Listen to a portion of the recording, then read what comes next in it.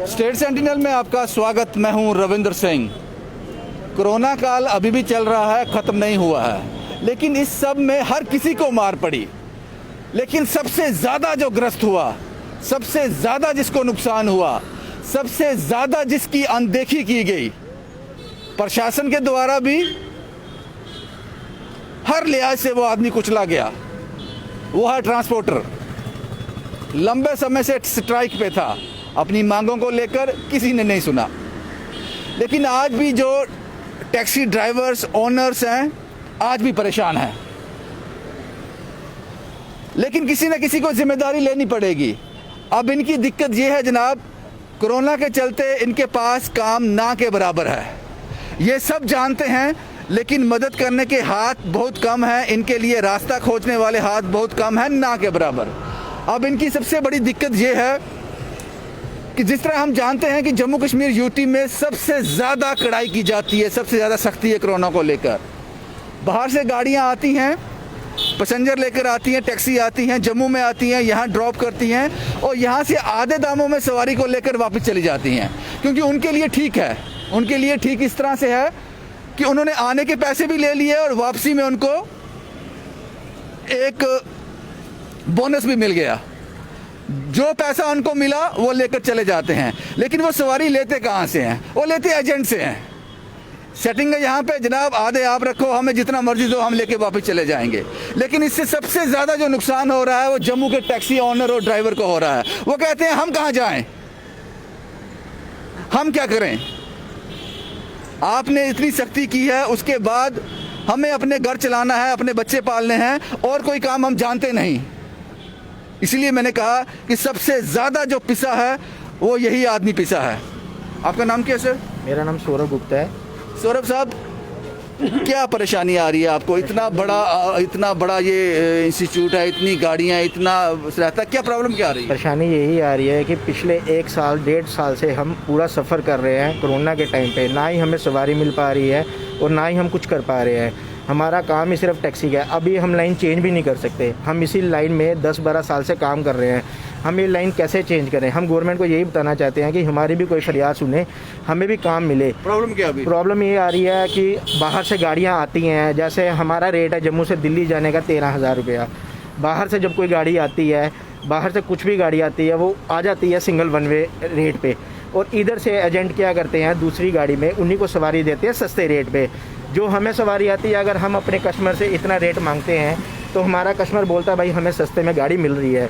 वो गाड़ी कैसे मिलती है? क्योंकि गाड़ी मिलती है बाहर से, बस स्टैंड से, बीसी रोड से। सभी लोग वो गाड़ी देते हैं सस्ते में।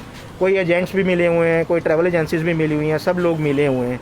इसलिए हमें वो सवारी नहीं मिल पा रही है। अगर हम अपना रेट देते हैं, हमारा रेट वो टूट जाता है और वन वे वाले लोग गाड़ी लेके चले जाते हैं। समझ आती है आपकी सौरभ साहब, मुझे बात समझ आती है। आप मुझे 13,000 में दिल्ली जाने के लिए गाड़ी दोगे, मुझे 6,000 में मिल रही होगी, मैं 13,000 की क्यों लूँगा? बिल्कुल सही बात। मैं 13,000 पे जाऊँगा। लेकिन इसकी जिम्मेदारी किसकी है इस पर नज़र रखने की? इसकी जिम्मेवारी आती है जैसे पुलिस वाले हो गए, बाकी जो अपने DIG साहब हो गए, DC साहब हो गए, ट्रैफिक वाले हो गए। जो ट्रैफिक ने इनसे बात की? अभी हमने सोचा है कि अब आगे हम कार्रवाई करेंगे, हम इनसे बात करेंगे सबसे। मुझे लगता है आप इनसे बात करोगे, ये आपकी बात ज़रूर सुनेंगे, क्योंकि जेन्युइन इशू है आपको। लेकिन इस तरह से आपके लिए बड़ी मुश्किल हो जाएगी। इस टाइम तो हमारे लिए मतलब गाड़ी बेचने वाली नौबत है। जो भी है, बस लोग यही हैं, जितने भी ऑनर्स हैं गाड़ियों के, वो यही सोच रहे हैं कि अगर हमारा काम नहीं चला तो हमारी गाड़ियाँ बिक जाएंगी, हमारे बच्चे सड़कों पर आ जाएंगे, हमारा खर्चा कैसे चलेगा?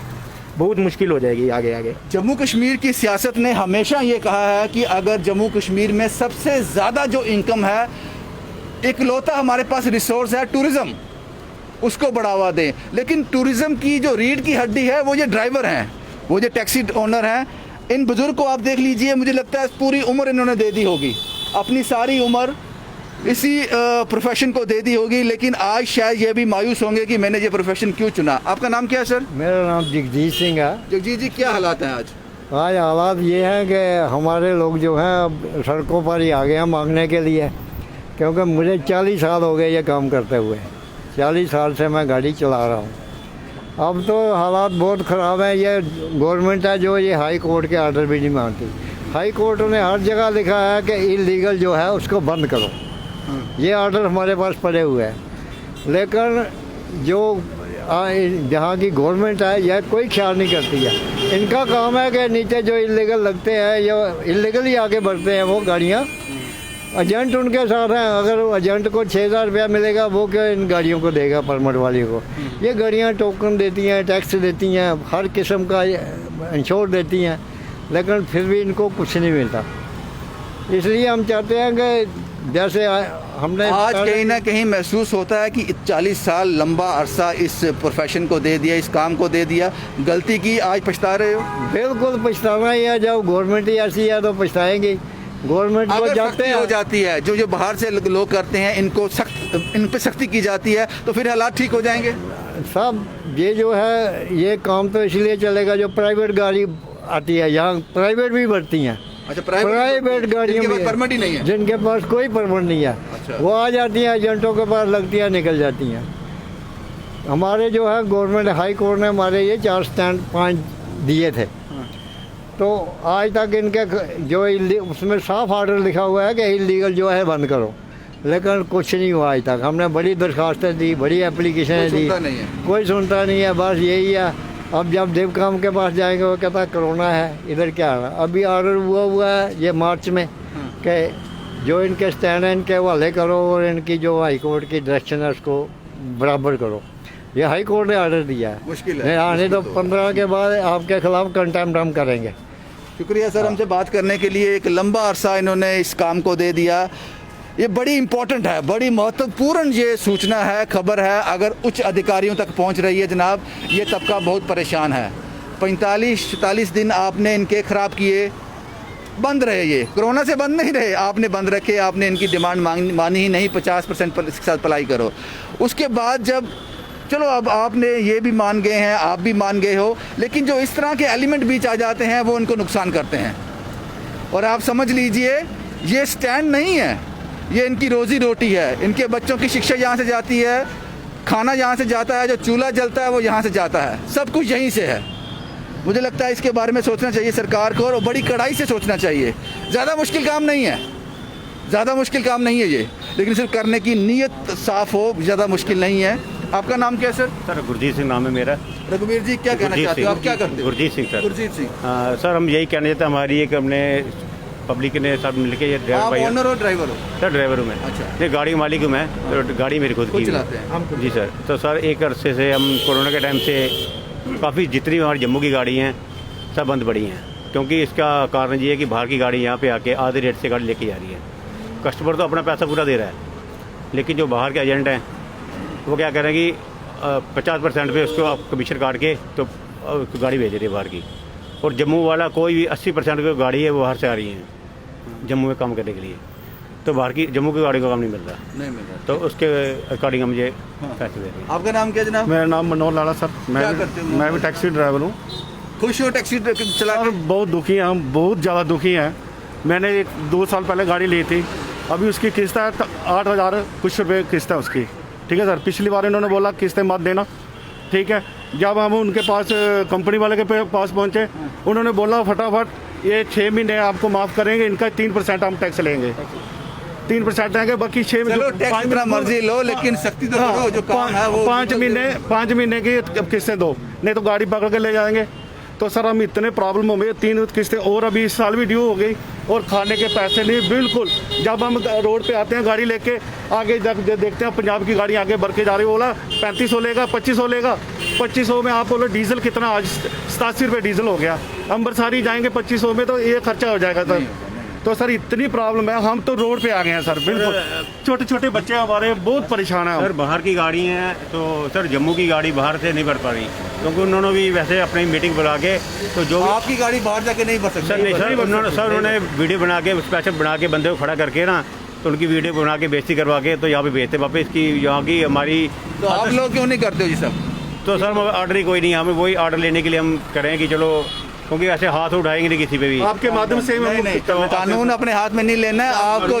जो इदारे हैं जो इस पे काम करेंगे उन्हीं से कॉन्टैक्ट सर करें। बाहर जितनी ज़िले हैं, बाहर अमृतसर पंजाब कहीं भी जलंधर चले जाओ, तो बाहर से आउट ऑफ स्टेट की गाड़ी नहीं भरने देते, चाहे किसी की शुक्रिया सर, बड़ी बड़ा शुक्रिया। और ये खबर दिखाने का मकसद ये नहीं है कि मैं यहाँ पे आकर इनकी लाचारी आपको दिखाऊं। ये खबर उन अधिकारियों के लिए है, उन डिपार्टमेंट्स के लिए है जिन्होंने इस पे काम करना है। जितनी मुस्तैदी से आप गाड़ी को रोक कर उसका चालान काटते हो, जितनी मुस्तैदी से आप कोई भी डॉक्यूमेंट कम हो जाएगा, जितनी मुस्तैदी से आप बिना हेलमेट के चालान करते हो, जितनी मुस्तैदी से आप बिना मास्क के चालान करते हो, उतनी ही मुस्तैदी के साथ, उसी कानून के साथ आप अगर इन लोगों की बात सुन लें जनाब, तो मुझे लगता है कि इनकी प्रॉब्लम हल हो जाएगी। और ये खबर दिखाने का मकसद सिर्फ ये है, इनका मसला हल होना चाहिए। कुछ कहना चाहते हो? सर मैं आपको बोल रहा हूँ कि हमारे पास ये टैक्सी स्टैंड है। जब कोई फड़ी वाला फुटपाथ पे गाड़ी रेडियो सामान लगाता है, उसको उठा दिया जाता है। आप ये देखिए, ये चौक के आगे फुटपाथ पे गाड़ियाँ लगी है, उन गाड़ियों को कोई नहीं उठाता। ये बाहर की गाड़ी जा रही? ये सर ये जम्मू की गाड़ियाँ, सिर्फ एजेंट जो हैं वो उन्होंने ये गाड़ियाँ लगाई हुई हैं। तो ये पॉसिबल तो नहीं है कि पुलिस को ना पता हो। पुलिस को पता होगा। मालूम है इनको, सबको मालूम है, मिली भगत है सबकी सर, ट्रैफिक की, पुलिस की, सबकी मिली भगत है। ऐसे फुटपाथ पे गाड़ी कोई नहीं लगती। आप अभी भी देखना चाहें, गाड़ियाँ 2-3 लगी हुई हैं फुटपाथ के ऊपर, ये चौक में। ये वही गाड़ियाँ हैं जो ऐसे भरी जाती हैं? हाँ जी, अपने वो कमीशन लेते हैं 600 रुपया। अपने आए, सुबह आए, कमीशन ली, इकट्ठी की, और हम लोगों के पेट के ऊपर लात मार रहे हैं। हमारी गाड़ियों की कम से कम 34,000 रुपये मेरी इंश्योरेंस थी पिछले साल। मेरी बेटी बीमार थी, मैंने इसलिए इंश्योरेंस गाड़ी की भरी की काम होगा, लेकिन अब दोबारा साल आ गया, इंश्योरेंस फिर आ गई है।